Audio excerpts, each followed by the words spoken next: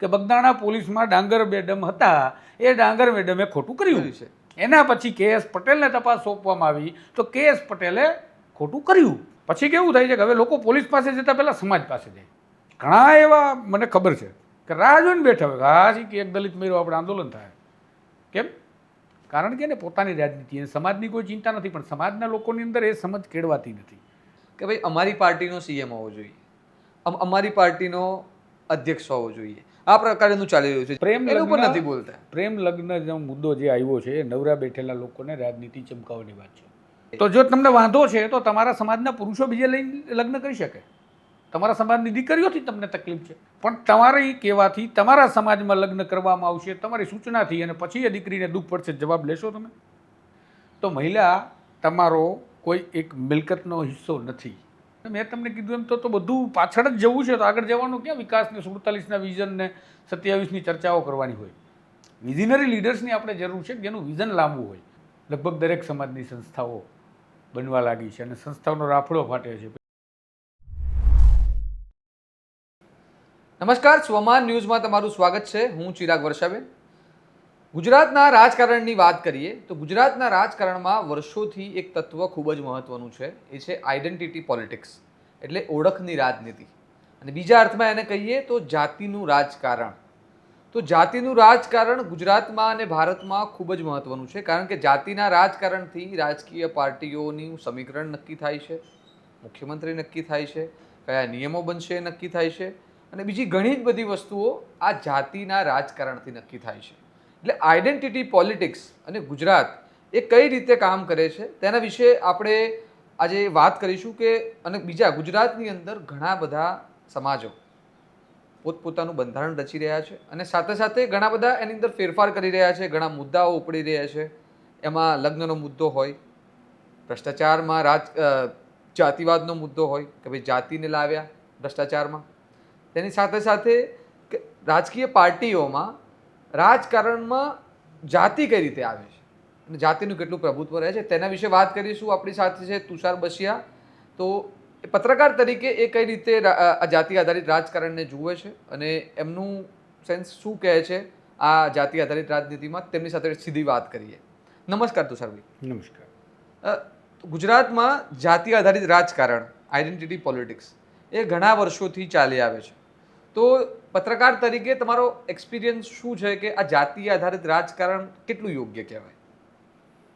આ માત્ર ગુજરાતના રાજકારણની વાત નથી, ભારત દેશના રાજકારણની વાત કરું તો એમાં જાતિ આધારિત રાજકારણ જોવા મળે છે.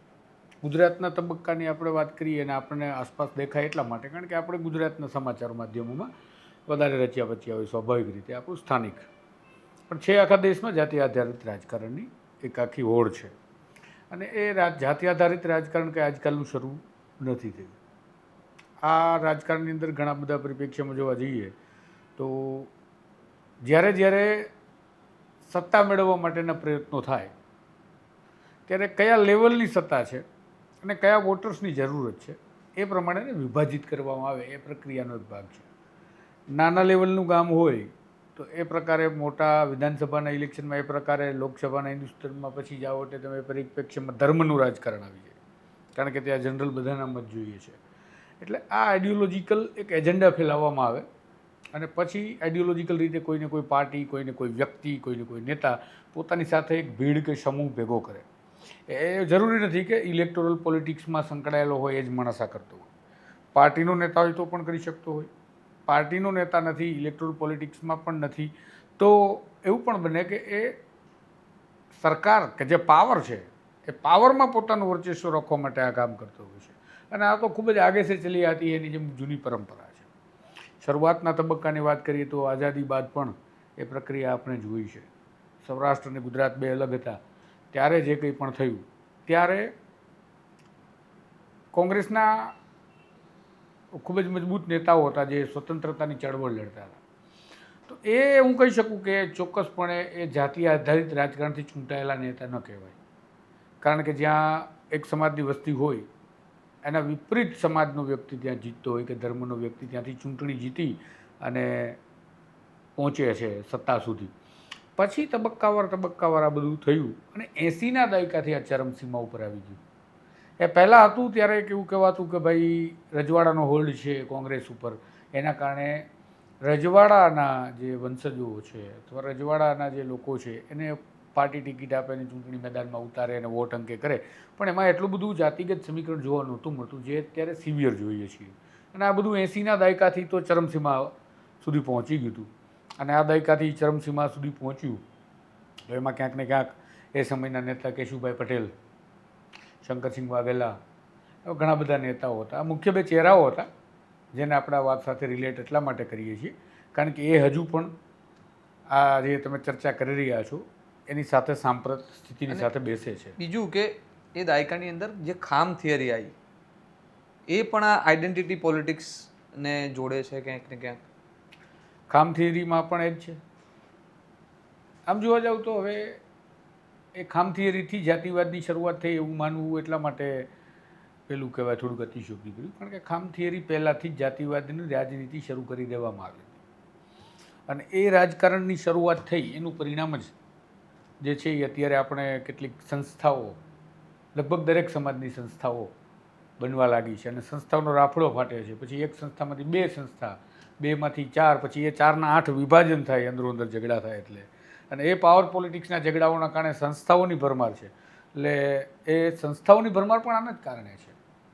અને બીજું મને આ વાત કરતા હતા એટલે યાદ આવ્યું કે આઈડેન્ટિટી પોલિટિક્સની અંદર 80ના દાયકા પહેલાં મતલબ 81થી 85ની વાત છે તો સૌથી પહેલાં ક્ષત્રિય જાતિના લોકો મતલબ કહેવાતી સવર્ણ જાતિના લોકો, ઉચ્ચ જાતિના લોકો આઈડેન્ટિટી પોલિટિક્સમાં સક્રિય હતા. પણ 81 અને 85 પછી જ દલિતો આ રાજનીતિમાં આવ્યા છે કારણ કે ત્યાં સુધી તો એમનું પ્રભુત્વ હતું જ નહીં. એ લોકો ક્યાંક ને ક્યાંક સત્તા સાથે અને જાતિઓ સાથે લડી રહ્યા હતા. એ લોકો એનો ભોગ બની રહ્યા હતા. તો 85 પછી દલિતો પણ આ મુદ્દામાં આવી ગયા છે. તો એની સાથે સાથે એક જોડાયેલો સવાલ છે કે જાતિ આધારે જે લગ્નની માંગ ઉઠી છે કે ભાઈ જેમ કે પાટીદાર સમાજના આગેવાનો, પછી ઠાકોર સમાજના આગેવાનો એ મુદ્દો ઉઠાવી રહ્યા છે કે ભાઈ દીકરીઓ અને ખાસ કરીને જાતિ આધારિત તો ઠીક, પાછું દીકરીઓ કે દીકરીઓએ પરણવાનું નહીં બીજી જાતિની અંદર. તો આ મુદ્દો એ કઈ રીતે જોઈ રહ્યા છો તમે પત્રકાર રાજકારણ છે. તરીકે? એ મુદ્દો પણ રાજકારણ છે. તમે ખામ થિયરીનું કીધું, માધવસિંહ સોલંકી ખામ થિયરી લાવ્યા. એમને સત્તા સુધી પહોંચવા માટે ખામનો ઉપયોગ કર્યો.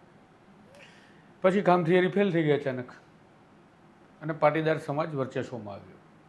એનું કારણ પણ ક્યાંક ને ક્યાંક જોવા જઈએ તો આ થિયરીની અંદર જ્યારે ઇલેક્શન લડાયા અને રાજકારણ થયું એના કારણે એમને લાગ્યું કે અમને ક્યાંક અસંતોષ છે, અમે પીડિત થઈ જઈએ છીએ આ ઘટનાઓના કારણે. એના કારણે આ બધું થયું.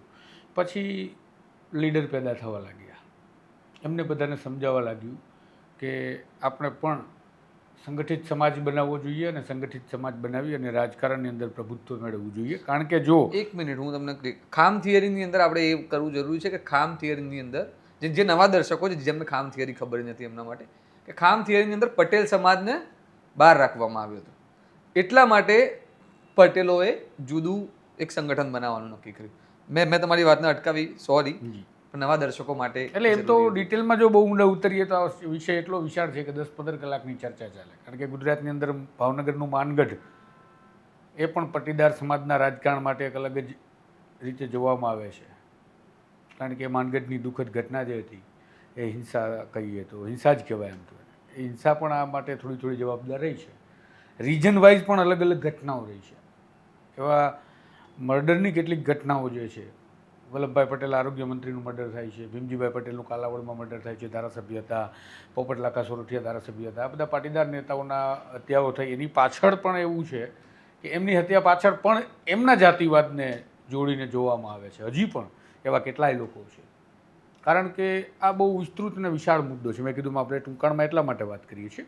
પણ એ બધું થયું અને આ બધું જે લીડરશિપ આખી પેદા થઈ એટલે સમાજના લોકોને, દરેક સમાજના લોકોને, એ પછી ક્ષત્રિય સમાજ હોય, પાટીદાર સમાજ હોય, ઓબીસી સમુદાયના, આમ ઓબીસી સમુદાય આખો એક સાથે યુનાઇટેડ છે એવું ના કહી શકાય. એટલે એની અંદરના જે વિભાજિત પાસાઓ છે એ પણ જોવા પડે. અને એ જ રીતે દલિત સમાજ પણ આવ્યો, સંગઠિત થયો, રાજકારણમાં સત્તા મેળવો. શા માટે? તો એને એટલી ખબર પડી અને એવું લાગ્યું કે જો આપણી પાસે સત્તામાં પાવર નથી, આપણી પાસે હોલ્ડ નથી તો આપણી સાથે ગમે ત્યારે ગમે તે થઈ શકે છે. અને આ પ્લાન્ટ કરવામાં આવ્યું નેતાઓ દ્વારા પોતે સત્તામાં પહોંચવા માટે મતદારોને. હું હંમેશા એવું કહું છું કે નીચે કોઈ જાતિનો નથી હોતો, માત્ર નાગરિક હોય છે અથવા મતદાર હોય છે. તો એ મતદારોને અને નાગરિકોને પોતાના તરફ ખેંચવા માટે એને એક બ્લન્ડર પેદા કર્યું અને જેનું નામ જાતિવાદનું રાજકારણ. ફોર એક્ઝામ્પલ કોઈ ઘટના ઘટી તો એને એ રીતે જોડી, એ રીતે પ્રસ્તુત કરી અને લોકોની સામે રજૂ કરી કે જુઓ આ તમારા સમાજનો માણસ હતો એ મરી ગયો અને એને મારી નાખ્યો એ આ જાતિનો છે. આપણો સમાજ જો એ સંગઠિત નહીં થાય તો આ સરકારમાં આપણું વજન નહીં હોય અને આ પ્રકારની ઘટનાઓને તમારે વારે વારે જોવી પડશે. સમજ્યા? એટલે આવા ભાષણો અને આવા નિવેદનોથી ને સમાજને એકત્રિત કરવા માટે સહારો લીધો સંસ્થાઓનો. ક્યારેક નામ આપ્યું શૈક્ષણિક સંસ્થાઓ, ક્યારેક નામ આપ્યું ધાર્મિક સંસ્થાઓ. અને તમે જોઈ રહ્યા છો કે સંસ્થાઓ અત્યારે કેટલી વિશાળ બની રહી છે અને મોટો ભાગ ભજવી રહી છે રાજકારણ. હા, અને ભાગ ભજવી રહી છે. એના કરતાં મોટું દુઃખદની વાત એ છે કે એ બધી જ સંસ્થાઓ આજે ગુજરાતના નાગરિકોને જાતિવાદમાં વિભાજિત કરવાનું કામ કરે છે, જેને ધર્મનું કામ કહે છે. એ ધર્મનું કામ નથી, વિભાજનનું કામ છે. એટલે હું એવી અપીલ પણ કરું કે એવું ના કરવું જોઈએ. પણ ચાલે છે, એ વાસ્તવિકતા છે, સ્વીકારીને ચાલુ કહું કેમ ચાલે છે. તો મેં તમને કારણ કીધું, એને લોકોને ડરાવ્યા. હવે પ્રેમ લગ્નનો જે આ વિવાદ છે એ સરકાર એ સકારાત્મક નિવેદન આપ્યું છે. એમને કહ્યું કે ભાઈ અમે લોકો આ મુદ્દા ઉપર વિચારીએ છીએ. એ લોકો બંધારણનો જે અધિકાર છે, મૂળભૂત અધિકાર, સરકારનું કામ જોતા નથી. સરકારનું કામ આપણે બંધારણની એની ચર્ચાઓ પણ થોડી કરીશું આ વાતમાં. પણ સરકારનું એક કામ હોય છે ગોળી પાવાનું. બાળા ગોળી જે પાય ને એટલે પેટમાં શૂળ ઉપડે એટલે બાળકને કે બાળા ગોળી પાય તો ઊંઘી જાય. એટલે મૂળ તમને સરકાર કોઈ પણ વસ્તુમાં ડાયરેક્ટ એવું ન કહી શકતી હોય કે આ કોઈનો બાપ આવે તો પણ ન થાય. એવા કામમાં પણ સરકાર નાનો કરે. જોઈએ છીએ, કરીએ છીએ. તમે કોઈ દિવસ જોયું તમને ના પડી ના ભાઈ આ ન થાય નીકળ એ એવું કહે તો આપણે એવું કહીએ છીએ કે ભાઈ આ ખોટો માણસ છે, પણ એ તમને ગોળી આપે. અને બીજું વિપક્ષનું કામ એ છે કે તમને ચડાવે. આમાં છેલ્લે તો બધા જ એક જ સર્કલના માણસો છે. પણ આ મુદ્દામાં તો તુષારભાઈ એટલું પ્રેમ લગ્ન આવ્યા ક્યાંથી હું તમને જ સમજાવવા માંગુ છું. પ્રેમ લગ્નનો મુદ્દો આજકાલનો નથી, જૂનો છે. સમયની સાથે સમાજ ડેવલપ થયો છે, સમયની સાથે ધાર્મિક રીતે લોકોનો ધર્મ પણ ડેવલપ થયો છે, થવો જ જોઈએ. સમયની જરૂરિયાત છે. એટલે આ સમયની સાથે થતી એક પ્રક્રિયા હતી. પણ તમને હંમેશા તમે જુઓ પાછળ લઈ જવામાં આવે છે. તમને ક્યારે એવું નહીં કહેવામાં આવે કે યાર 1 કલાકમાં મુંબઈ પહોંચી જાય છે, એવા વિમાનમાં ન બેસાય તો પ્રગતિ થઈ ગઈ ને આપણે બળદગાડું લઈને જઈએ, આપણે ઘોડો લઈને ઓફિસે જવું જોઈએ. આપણી મર્યાદા મોભાની વાત છે. આપણે ઘોડામાં જતા હતા આપણા વડીલો, તો આપણે ઘોડામાં નથી જતા, આપણે ઓડી લઈને પણ જઈએ છીએ, કાર લઈને, બાઇક લઈને, સાયકલ. આપણી પાસે જે વ્યવસ્થાઓ, જે વિકાસની સાથેની વ્યવસ્થાઓ આપણે એફોર્ડ કરીએ છીએ. પણ એ નેતાઓ તમને એવું નથી કહેતા. તમને તમારા વડીલોનું, આપણે પાઘડીનું માન રાખવાનું છે, પણ તમે પાઘડી તો બાંધતા નથી. હવે ક્યાં માન રાખવું? પાઘડીની લાજ રાખવાની છે. પાઘડીની લાજ પણ લાજો જ બંધ થઈ ગઈ છે હવે એ સમય સાથેનું. અને એ મહિલાઓના કારણે, કેટલાક પ્રબુદ્ધ લોકોના કારણે, સમજુ લોકોના કારણે બન્યું કે મહિલાઓની લાજની પ્રથા ગઈ. તમે પડદામાં રાખતા હતા મહિલાઓને, બરાબર છે, અને આજની તારીખે પણ ઘણા બધા લોકો રાખે છે. તો મહિલા તમારો કોઈ એક મિલકતનો હિસ્સો નથી. તમે એ મિલકતના ભાગ નથી પાડી શકતા. એક માણસ છે, જીવતું જાગતું માણસ છે, એ સ્વતંત્ર છે પોતાની જાતના નિર્ણય લેવા માટે. આ દેશનું બંધારણ એને સ્વતંત્રતા આપે છે કે શું કરવું શું ન કરવું પુખ્ત વયના થયા પછી. પુખ્ત વયના નથી અને છતાં પણ એને અમુક પ્રકારની પ્રતાડનાઓ થાય છે, તો પણ આ બંધારણ એને રક્ષણ આપે છે, ભલે તે સગીર વયનું છે. અને એના માટે આપણા બંધારણની જોગવાઈઓને અનુરૂપ આપણી સરકાર એનું રક્ષણ કરે, પાલન પોષણ પણ કરે છે. બાળકો નથી રાખતા આપણે બાળકના હોમમાં, તો જેનું કોઈ નથી એ અનાથો માટે પણ આપણે પ્રોટેક્શન આપીએ છીએ. એ ભલે સગીર છે કે પુખ્ત છે. અને એ પુખ્ત માણસ દેશનો પ્રધાનમંત્રી ચૂંટી શકે છે, ધારાસભ્ય, સાંસદ સભ્ય, નગરપાલિકા, પંચાયત, બધે એને મત આપવાનો અધિકાર. પ્રધાનમંત્રી બની પણ શકે, બની શકે છે, ચૂંટી શકે છે. તો એ માણસ લગ્ન ના કરી શકે, પણ આ જાણે છે કે બંધારણ આ બાબતને ક્યારેય સ્વીકારી ન શકે અને સ્વીકારશે પણ નહીં. પણ આ તો મૂળ ખેલ કરવો છે એને કોણ પહોંચે? મારી પાસે આજે કંઈ નથી તો મારે શું કરવાનું? કઈ મુદ્દો તો ઉપાડવો પડશે, કંઈક તો ઉઠાવો. એટલે તમને વળી વળીને સંસ્કૃતિ યાદ અપાવે, ઓલું આપણે કરવાનું ને ફલાણું આપણે કરવાનું ને. મેં તમને કીધું એમ તો બધું પાછળ જ જવું છે. તો આગળ જવાનું ક્યાં? વિકાસને 47ના વિઝનને 27ની ચર્ચાઓ કરવાની હોય. વિઝનરી લીડર્સની આપણે જરૂર છે જેનું વિઝન લાંબુ હોય, જે દૂરંદેશી હોય. આપણે એવા લીડરોની સાથે આપણે એવી ચર્ચાઓ પણ નથી કરવા માંગતા, કારણ કે દૂરંદેશી લોકો આ જાતિવાદને, ધર્મવાદને, આવા ધિક્કારવાની પ્રક્રિયાને, લોકોના મૂળભૂત અધિકારોના હનનને સમર્થન નથી કરતા. એટલે અને માણસને પણ આ ન ગમે એનું સ્વાભાવિક કારણ છે કે તમારી સંવેદનાઓને છંછેડવાના છે.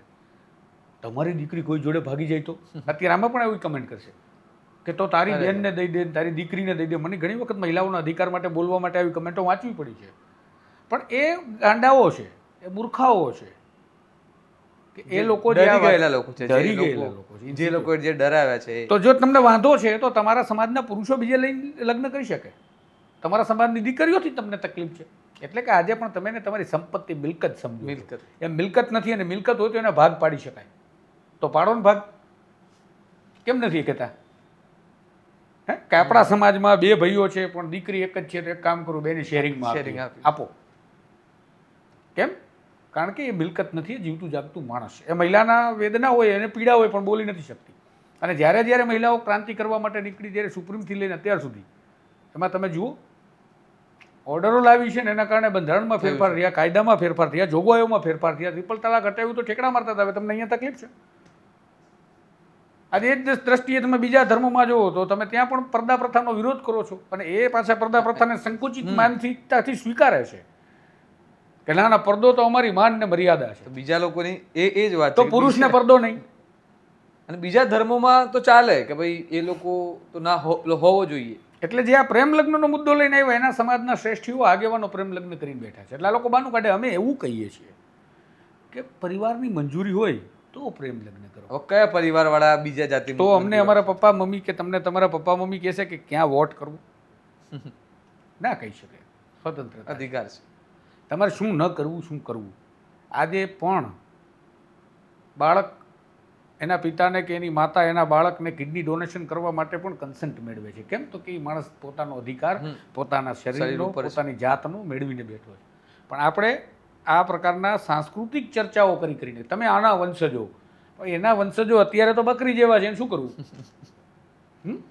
તમે ખબર નથી, તમે શિવાજીની ભંભોળી તલવાર લઈને આપણા વંશજો જતા હતા, પણ એ શિવાજી હતા. અત્યારે આપણે એ ધંધો નથી કરવાનો. નકર આપણા માટે ગુજરાતમાં 52-53 જેલો છે જો ખોટા કામ કરો તો. એટલે હિંસા કરો તો તમે કરો. દીકરી તમારી ક્યાંય લગ્ન ન કરવી જોઈએ, તમને આવા જ્ઞાન આપવા માટે આવે, પણ તમારી કહેવાથી તમારા સમાજમાં લગ્ન કરવામાં આવશે, તમારી સૂચનાથી, અને પછી એ દીકરીને દુઃખ પડશે. જવાબ લેશો તમે? તમે કહેતા હતા કે ઘણા બધા એવું કે એસી આપી દઈશું, મને કહેજો, ફ્રીજ આપી દઈશ. એસી ફ્રીજ કોઈના જીવનનો હિસ્સો નથી. ઇન્ડિપેન્ડન્ટ માણસો હોય એની જીવનની અંદર સ્વતંત્રતા જ મોટી બાબત છે. બહુ એન્શન્ટ સમયમાં તમે જાઓ તો એક ચોક્કસ ધર્મના નામો એટલા માટે નથી, એક ચોક્કસ ધર્મ હતો કે એને ધાર્મિક પુસ્તક વાંચવાનું કે પેલું ધાર્મિક પુસ્તકોની અંદર કઈ વસ્તુની ટિપ્પણીઓ કરવાનું કે લખવાની સુદ્ધા મનાઈ હતી. એ લોકો આગળ નીકળ્યા પશ્ચિમી સંસ્કૃતિમાં, પણ ત્યારે પણ બંડ મહિલાએ પોકારવો પડ્યો હતો, અને પછી જઈ અને એમને આ પાવર મળ્યો. કારણ કે ધાર્મિક પુસ્તકો ઈશ્વર તો કહ્યું ને પુરુષના મહિલાને, તો શું કામ ન વચે? એટલે આવું બધું હતું જે ડેવલપ થાય. જેમ સમાજ આગળ વધે એમ એની અંદર બધા ફેરફારો આવે. એટલે આ મુદ્દો જે છે લગ્નનો, એમાં મજાની વાત એવી છે કે જુદી, જેમ કે લોકોને એવું થાય કે વિપક્ષ તો સરકારના નિર્ણયનો વિરોધ કરે, અને કોંગ્રેસે પણ આ મુદ્દે કશી જ વાત નથી કરી. કોંગ્રેસને ખબર છે કે માનો કે અત્યારે બોલીએ તો એ સમાજની નારાજગી બોલવાની છે, એટલે એ કે ચાલવા દો, મરને કૂવામાં પડે, આપણું શું છે? એ જ મોટી વાત છે કે કોંગ્રેસ પોતે બંધારણની વાત કરે છે કે બંધારણ મારા સમયમાં બન્યું, કોંગ્રેસના નેતાઓએ બનાવ્યું, તો એમનું જ બંધારણ બચાવવા માટે બીજી બધી વાત કરે છે. પણ આવા જે મેઇન મુદ્દા છે, આ મૂળભૂત અધિકાર છે કે વ્યક્તિને જ પોતાનું જીવન જીવવાનું, પોતાની પસંદગી કરવાનો અધિકાર છે, પ્રેમ એનું પણ લગ્ન નથી બોલતા. પ્રેમ લગ્ન મુદ્દો જે આવ્યો છે એ નવરા બેઠેલા લોકોને રાજનીતિ ચમકાવવાની વાત છે. એટલે આ મુદ્દો લાવ્યો. અલગ અલગ મુદ્દાઓ લાવતા હોય છે ને. આપણે ઘણી વખત એવા મુદ્દાઓ ધર્મના નામે જોયા છે કે તમે આમ નહીં કરો તો પેલો ધર્મ આવી થઈ જશે ને બીજો ધર્મ ચડી જશે ને આ જાતિ. પછી આપણે પાછા નીચે ધર્મમાંથી છૂટા પડીએ જ્યારે નીચે નાની ચૂંટણી આવે ત્યારે, કે આ તો આપણા સમાજનો છે ને આપણે વાલા હે. આપણે ત્યારે છૂટા પડી જઈએ છીએ. કેમ? ત્યારે તમારો ધર્મ પણ તમારો વિભાજિત થવા લાગે છે. કોઈ પણ ધર્મ હોય, બધા ધર્મોમાં થાય છે. તો એનું મૂળ કારણ આ છે કે રાજનેતાઓ લેવલ વાઇઝ એને ગોઠવી ગુમરાહ કરે, એક એજન્ડા ચલાવે અને એના મગજમાં એક વસ્તુ ઠાંસી દે, અને આપણે પાછા ચલાવીએ ખરા. આપણે એને સણસણતા સવાલો પૂછીએ, આપણે એને આ બાબતે ડિબેટ કરીને એનાલિસિસ આપણે આપણું મંતવ્ય જણાવીએ એવું નથી કરતા. આપણે તો બોલો તમે શું કહેશો, હવે એ કહે છે એ તકલીફ છે ભાઈ. આ સવાલ પત્રકારોનો મેન કે સાહેબ આ થયું કે તમે શું કહેશો, તો એ તો જે કહેવું એ તો અથવા કહે તેની જ જોડે છે. આપણે ચર્ચા કરીએ તો ડિબેટનો નિષ્કર્ષ નથી કાઢી શકતા, અથવા તેને આપણે જે વાસ્તવિક સવાલ છે એ શરમના લીધે, ડરના લીધે, દર્શકોના ડરના લીધે કે એ ચોક્કસ સમાજના સબસ્ક્રાઈબર, યુઅર, રીડર એમના ડરના કારણે આપણે નથી કહેતા કે આપણે શું કામ આંખે થવું ભાઈ. પણ આપણે કેવું પડશે કે તમે આવા આવા મુદ્દાઓ લઈ લઈને નીકળો છો અને તમે એમ કહો છો કે આ જાતિનો હોવો જોઈએ, તો એવું નક્કી કરી લો ને કે ભાઈ આ સમાજ માટે અલગ પોલીસ, અલગ કલેક્ટર, અલગ જિલ્લો, અલગ તાલુકો, અલગ આ એવું કરી નાખો. કેમ નથી કરતા આપણે? કારણ કે આપણે બંધારણને માનનારા છીએ અને બંધારણના લખનારાઓને નહોતી ખબર કે આપણે આવા કલાકારો પણ જોવાના છે. ખરેખર તો આ પ્રકારના લોકો ઉપર પ્રતિબંધ લાવવા જોઈએ. ગેરબંધારણીય બાબતો બોલે છે અને લાવી શકાય, જોગવાઈઓ છે. હા, તો આપણે આના ઉપર પ્રતિબંધ લાવી શકાય કે આ બાબત ઉપર ચર્ચા કરવી એ તમારો અધિકાર નથી.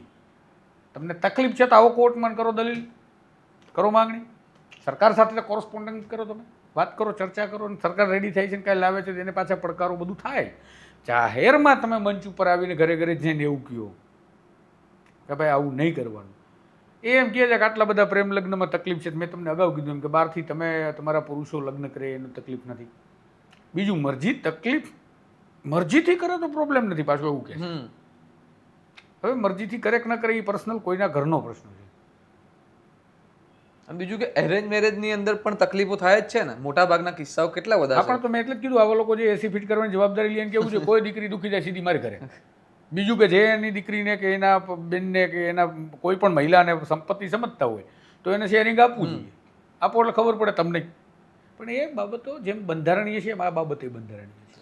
બીજી આ આઈડેન્ટિટી પોલિટિક્સની અંદર આ બધા મુદ્દાઓની સાથે સાથે હાલ જે ગુજરાતનું રાજકારણ ચાલી રહ્યું છે જાતિને કે ભાઈ અમારી પાર્ટીનો સીએમ હોવો જોઈએ, અમારી પાર્ટીનો અધ્યક્ષ હોવો જોઈએ, આ પ્રકારનું ચાલી રહ્યું છે. જેમ કે પાટીદાર સમાજ કહી રહ્યો છે. પાટીદાર સમાજ જો કે પ્રભુત્વ ધરાવે છે ગુજરાતની રાજકારણમાં, એ આર્થિક હોય કે રાજકીય પક્ષોની અંદર હોય, છતાં પણ એવું કહે છે ઘણા એવા પાટીદાર નેતાઓ કે અમારી સાથે અન્યાય થાય છે.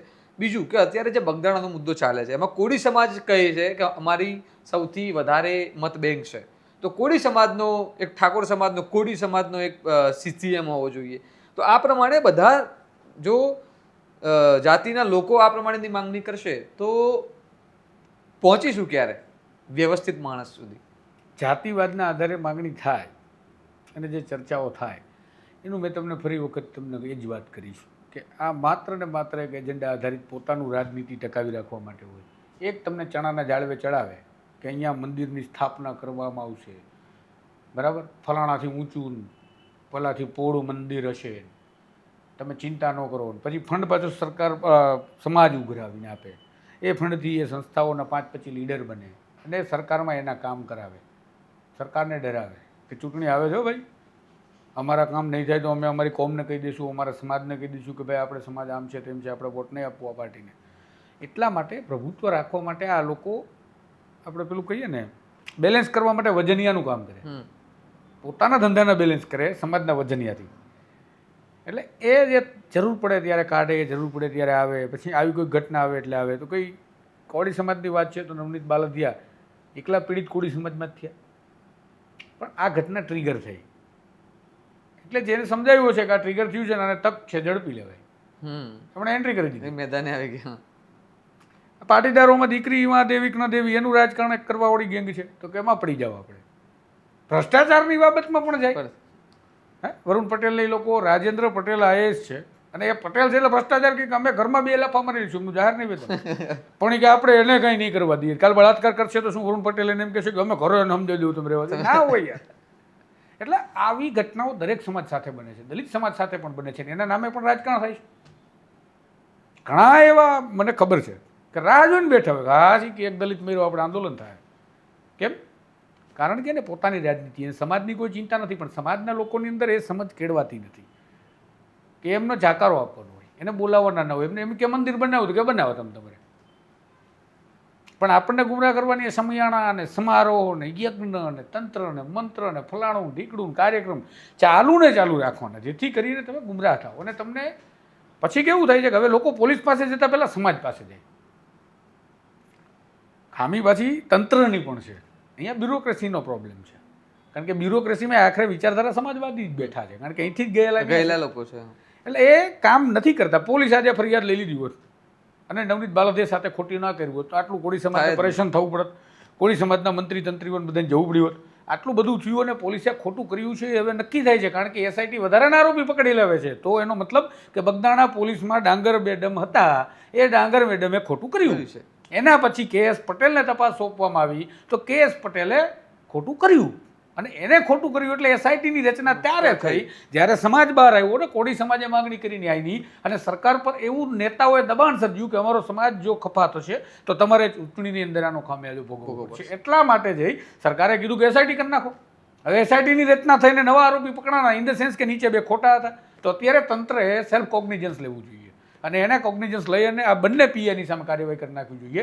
જવાબદારો લોકોને આરોપી બનાવી દેવા જોઈએ આ ઘટનાના. કારણ કે ગુનાની અંદર સમર્થન કરવું, ગુનાની અંદર મદદગારી કરવી, ગુનાની તપાસ ખોટી દિશામાં ખોટી રીતે કરવી એ પણ ગુનાનો ભાગ છે. તો બગદાણાના કિસ્સામાં આ બંનેને કેમ નહીં? તો આ નાટક છે. આ નાટક બનાવી દેવામાં આવે છે. જાતિવાદના નામે નેતાઓને માઇલેજ મળી ગયું. નવા નેતા બનવું હતું એ બની ગયા. જેને હવે બનવાનું છે એને અત્યારે પ્લેટફોર્મ મળી ગયું. પીડિત નવનીત બાલદિયા ત્યાં છે. જેણે એની સાથે અન્યાય કર્યો બે પોલીસ અધિકારી ત્યાં છે ને. એટલે એ જ કે દાખલો બેસાડે તો જ બીજી વાર કોઈ આવી ઘટનાઓ બને જ નહીં. અને બને તો જે બી તપાસ કરનારો અધિકારી છે એ બે વાર વિચારે કે જો કદાચ સમાજ બહાર આવ્યો અને એસઆઈટીની રચના થઈ તો આપણો ગરબો ઘર ભેગો થશે, મારું તપેલું ચડી જશે. તો આ પ્રમાણેનું થતું નથી. બીજું કે આપણે સંસ્થાની વાત કરી તો આઈડેન્ટિટી પોલિટિક્સની અંદર હમણાંથી સંસ્થાઓનો દોર છે કે જુદા જુદા સમાજો સંસ્થા બનાવી રહ્યા છે. એવી જ એક સંસ્થા છે જે અત્યારે છેલ્લા ઘણા સમયથી ગુજરાતના રાજકારણમાં ખૂબ જ ચર્ચાનું કેન્દ્ર છે. એ છે લેઉવા પાટીદાર સમાજની ખોડલધામ સંસ્થા.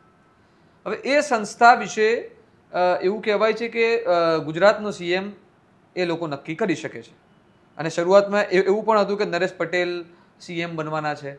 એવી ચર્ચાઓ પણ હતી. નરેશ પટેલ ચૂંટણી લડવાના છે. પણ આ તો મીડિયાની વાત છે. મીડિયાની વાતો ઘણા સમયથી સાચી પડતી જ નથી. કારણ કે ગુજરાતમાં ભાજપના શાસનમાં કંઈ જુદી જ વાત છે. મીડિયા પોતાનો વિચાર લગાવે પણ ભાજપ કંઈ જુદું કરી દે છે.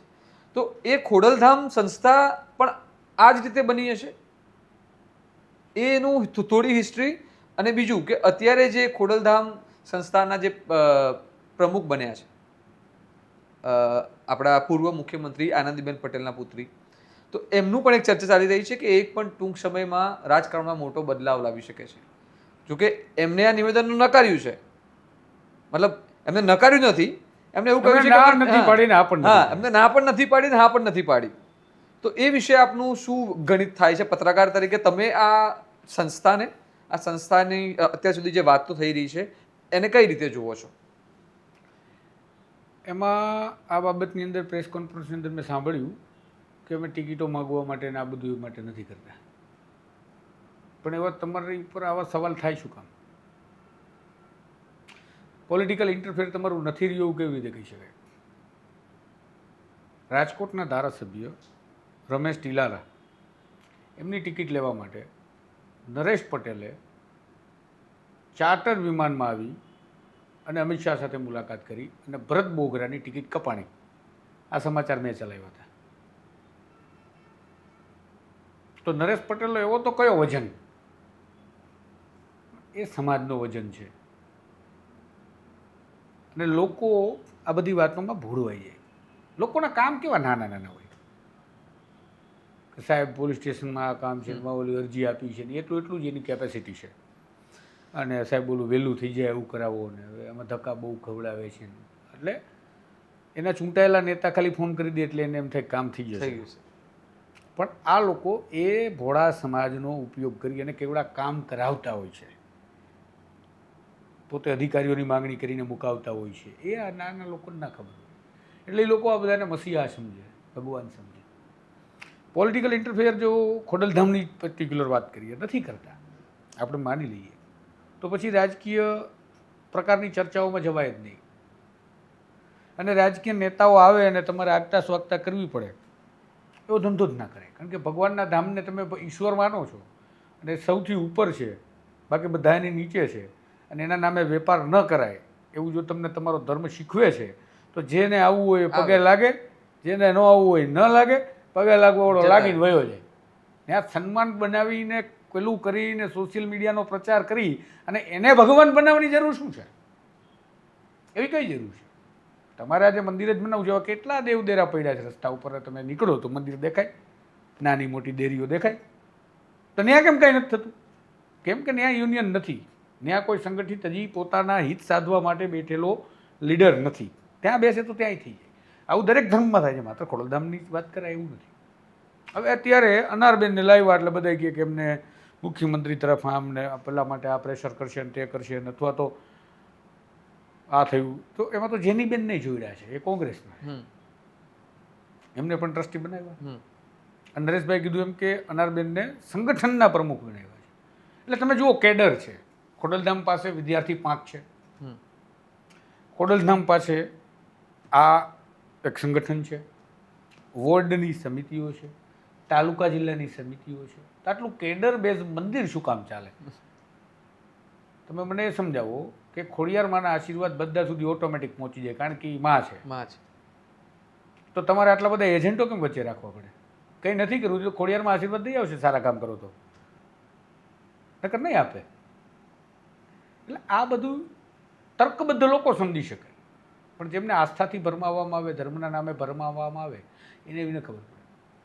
તો આ જે વિચારો છે એ વિચારોથી ગુજરાતનું રાજકારણ કેટલા સમય સુધી આ જ પ્રમાણેનું રહેશે, કે હંમેશા આવું ચાલતું જ રહેશે? તમે પત્રકાર તરીકે આપણે એવું તો કંઈ ના કહી શકીએ કે 2-5 વર્ષમાં થઈ જશે, પણ એક વિચાર તો હોય કે કેવા લોકો આવે અને કેવા કેવા ફેરફારો થાય ત્યારે આ થાય. એ પણ હું તમને સંસ્થાઓનું ઉદાહરણ આપીને કરું કે જો ખરેખર આવી છેતરપિંડીથી બચવું હોય તો લોકોએ વિચારવું જોઈએ કે તમારી સંસ્થાઓમાં જે ઉપર શ્રેષ્ઠ નાગરિક બેઠો છે, જે અધ્યક્ષને હોદ્દેદારો અને ટ્રસ્ટીઓ, એ તો પહેલાં પૈસા આપે છે એટલે ટ્રસ્ટી બને છે, અથવા તો એની પાસે એવું કંઈક છે કે જે આ લોકોને મળી શકે એમ છે, એટલે કે લાલસામાંથી બનાવવામાં આવે છે.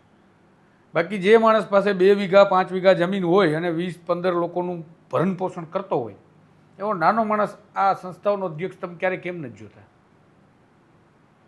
શું કામ નથી આવતો? એનું કારણ એ છે કે એ નાનો માણસ છે, એને સ્થાન નથી મળતું. ત્યાં એ માતાજીનો દરબાર હોય કે ભગવાનનું ધામ હોય, ત્યાં એને અધ્યક્ષ સમિતિનો બનાવી દે તો આ લોકોની દુકાન કોણ ચલાવે? કારણ કે પેલો માને નહીં, અને એના માટે બહાનું કાઢે કે અંગૂઠા છાપ છે એમને, અથવા તો ભણેલો છે તો પણ એને ન ખબર પડે, એને મેનેજમેન્ટનો અનુભવ નથી.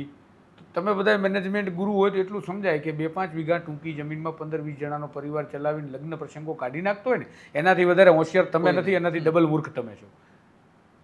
પણ તમે એને એવો મૂર્ખ બનાવીને નાની એવી એક જગ્યામાં કેદ કરી રાખો છો કે આપણો સમાજ છો, ચિંતા કરતા ને આપણો ભેગું રહેવાનું છે.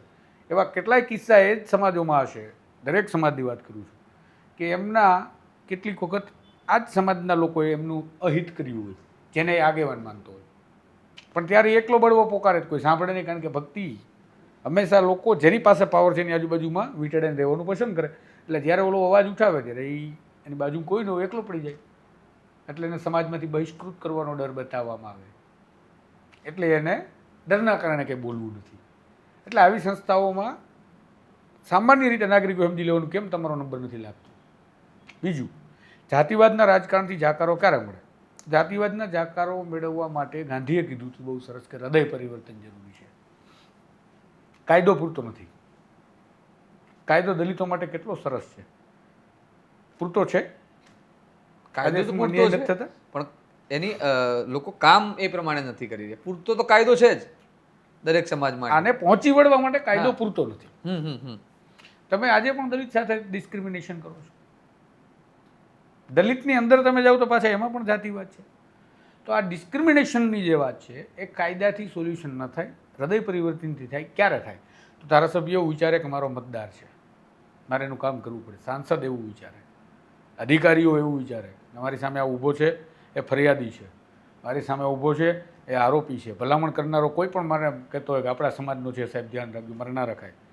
કેમ? તો કે મને એ મારી ડ્યુટીની બહારની વાત થશે, અને એ અનૈતિક કામ છે.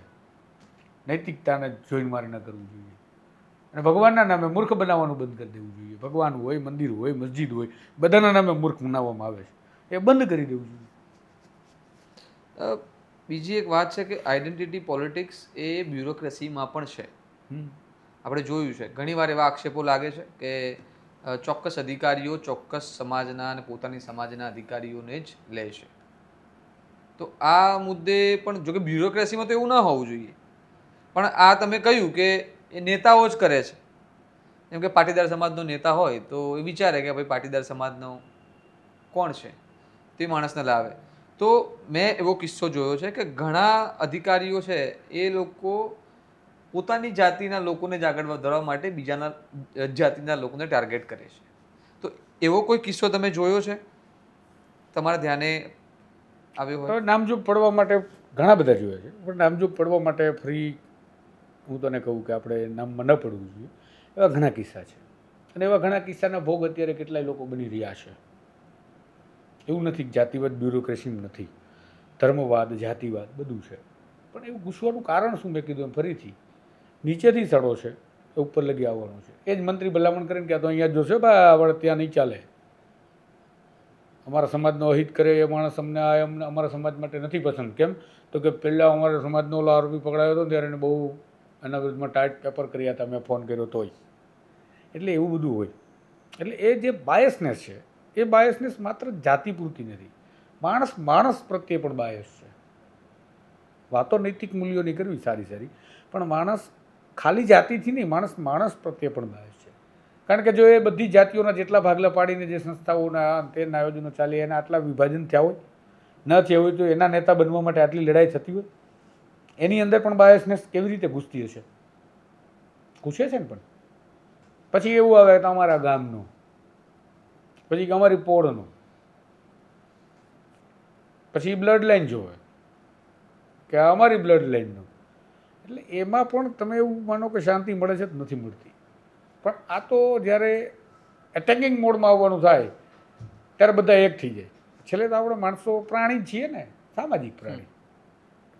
ટોળામાં રહેનારા લોકો. હા, એટલે આ આઈડેન્ટિટી પોલિટિક્સ જ આ છે કે જેમ કે આપણે ભારતમાં હોઈએ તો હું ગુજરાતનો છું, વિદેશમાં હોઈએ તો હું ભારતનો છું, ગુજરાતમાં હોઈએ તો હું અમદાવાદનો છું, તમે અહીંયાના છો, અમદાવાદમાં હોઈએ તો હું નદી આ પારનો છું, તમે આ પારના છો, ત્યાં હોઈએ. એટલે આ પ્રમાણે જ આઈડેન્ટિટી ચાલે છે. એ એક પ્રકારે સારી વિચાર છે કે ભાઈ માણસને પોતાની આઈડેન્ટિટીની ઓળખ હોવી જોઈએ અને એ પ્રમાણે સંગઠન હોવું જોઈએ. પરંતુ મુદ્દો એ છે કે રાજકારણમાં આવે છે અને એના કારણે જે જરૂરી લોકો છે, જે લોકો ખરેખર નાગરિકો માટે કામ કરવા માંગે છે, એ લોકોને મોકો નથી મળતો. એટલા માટે આ વિષય ઉપર ગુજરાતના નાગરિકોને પ્રકાશ પાડવાની જરૂર હતી કે જેમ આપણી ચર્ચામાં થયું કે કોઈ લોકો જાતિના નામે સંગઠનના નામે સંગઠન બનાવે છે, જાતિના નામે કે આપણે એકઠા થઈએ, આપણા સમાજ ઉપર અત્યાચાર થયો અને આપણે ભેગા થવાનું છે. પણ એ ભોળા લોકો છે, એ લોકોને એવું નથી સમજાતું કે આ પહેલાં પણ આ સમાજના આનાથી ખતરનાક અત્યાચાર થયા હતા, ત્યારે કોઈ આટલા બધા લોકો નહોતા. એ લોકો ઉપર પણ રોજ થાય છે. ક્યાંક ને ક્યાંક સિસ્ટમથી પીડાતા લોકો છે, તો બી કોઈ આવતું નથી. હું તને શોર્ટ એન્ડ સ્વીટ સમજાવી દઉં. ભૂપેન્દ્રભાઈ પટેલ છે, ગુજરાત રાજ્યના મુખ્યમંત્રી છે. પટેલો સાથે અન્યાય કોઈ પટેલ માણસને ન્યાય નથી મળ્યો એવો દાખલો નથી, એવું છે. તો આ બધા એવું કહેતા હોય કે આપણો આવી જાય, તમે ચિંતા ન કરતા.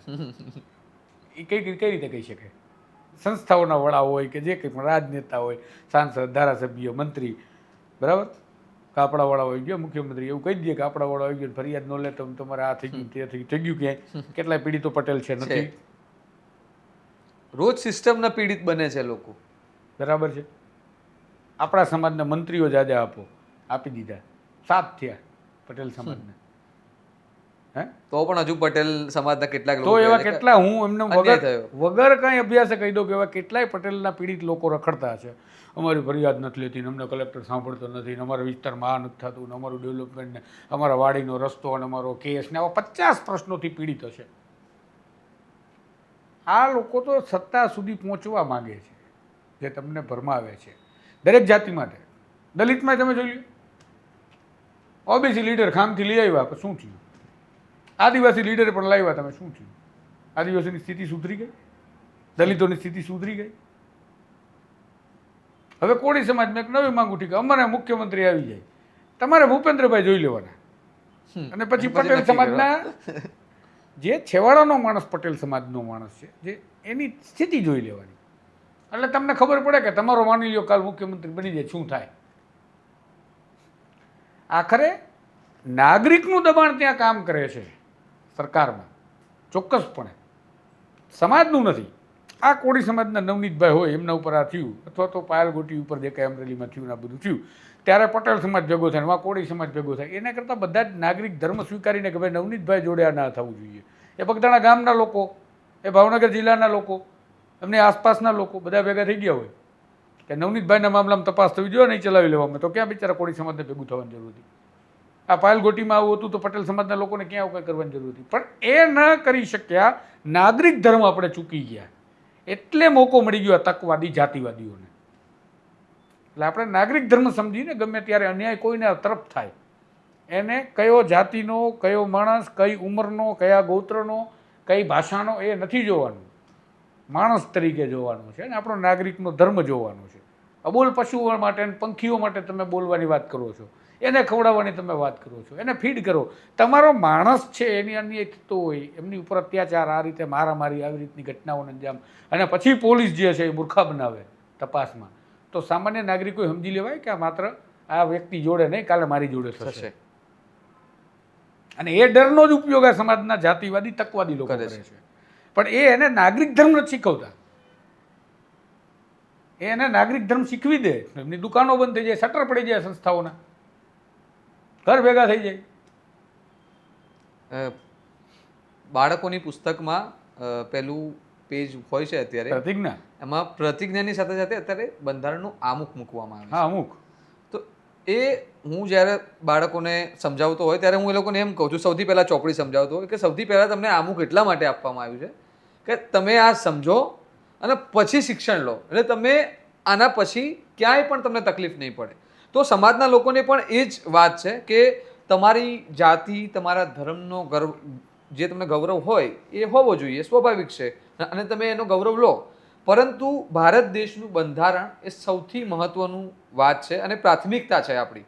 તો જો આપણે આ રીતના સમાજકારણથી દૂર જવું હોય, આવી સામાજિક રાજનીતિ અને આઈડેન્ટિટી પોલિટિક્સથી પીડિત ન થવું હોય, તો આપણે પહેલાં નાગરિક બનવું પડશે. જેમ તુષારભાઈએ કહ્યું કે નેતાઓ નાગરિક બનવાનું નથી શીખવતા, એ તમને ડરાવે છે.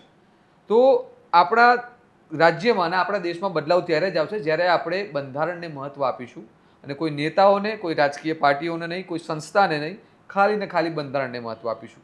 તો આ જ પ્રકારના સમાચાર સાથે આપણે મળતા રહીશું. તમે આ સમગ્ર ચર્ચા વિશે શું મંતવ્ય છે તમારું, એ અમને કમેન્ટ બોક્સમાં જરૂર જણાવજો. અને તમારો કોઈ પ્રશ્ન હોય તો પણ તમે એક કમેન્ટ બોક્સમાં જણાવજો. આગળ આપણે ચર્ચા કરીશું, તો એ તમારા પ્રશ્નોને ધ્યાનમાં રાખીશું. નમસ્કાર.